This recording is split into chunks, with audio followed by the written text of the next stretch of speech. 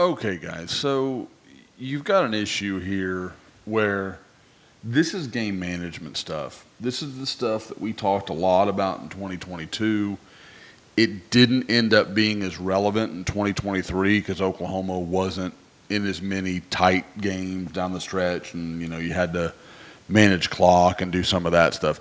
This year, you're going to have tighter games, and you're still seeing some of these things that are going to hurt Oklahoma if they're not better. And again, when you're playing offense like Oklahoma is right now, and I think it can get better. I think it's clear that it can get better.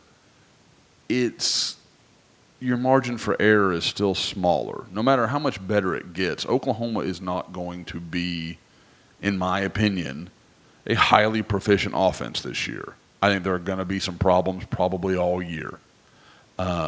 I think it's a smart staff. I think they can figure some things out. I think they can find kind of what their lane is, I guess, for a better way to say it, for lack of a better way to say it.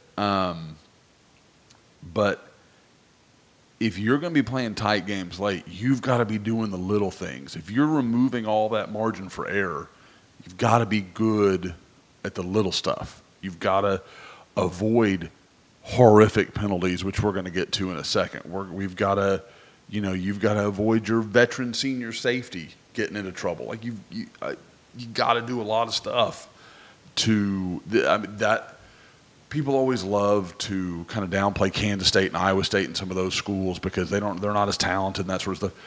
The reason they gave Oklahoma trouble is because they did the little things really well. They made up a lot of the gap in talent and things like that in the margins.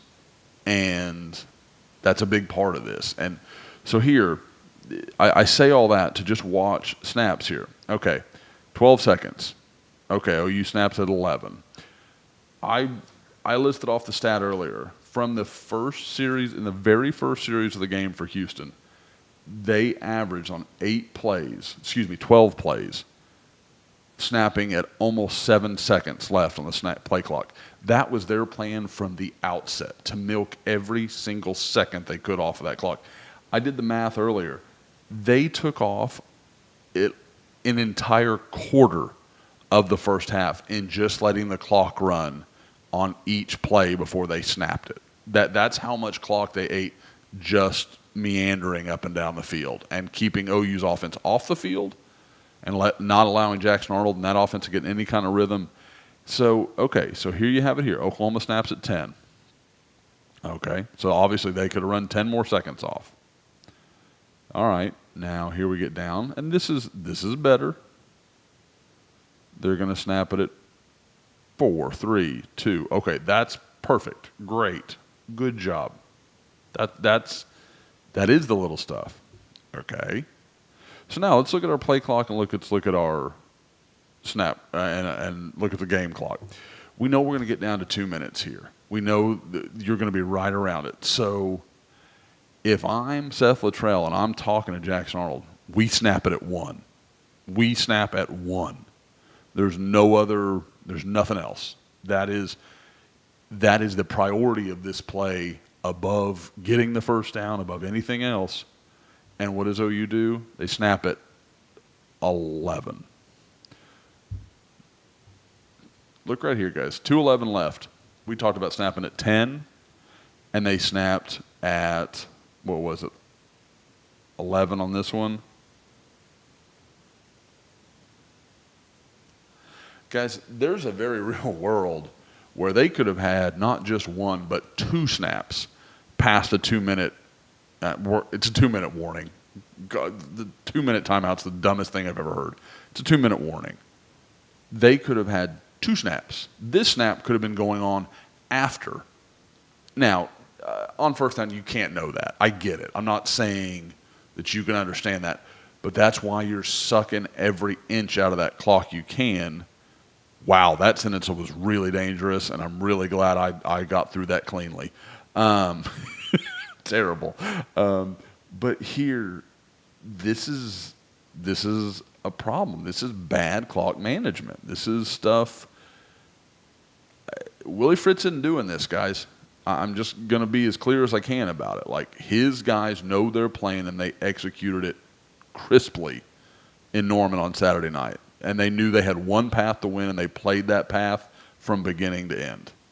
Oklahoma right now is hanging on by a thread and should be scared into, let's just do the little things to make sure we walk out of here 2-0 rather than 1-1. And they didn't do it. So, and again, on first down, okay, you can't know that. On third down, you know what you're looking at. And to snap it at 10 with 2:11 left on the clock, and I know people say, well, guys, Jackson Arnold could run around and fall down, and it's going to be 159. So then you get the warning, and then you get the snap, and you're going to, and then you're just running plays after the, like it's just crazy. There are things here that Oklahoma just hurt themselves with, and I don't know why there wasn't more awareness about it.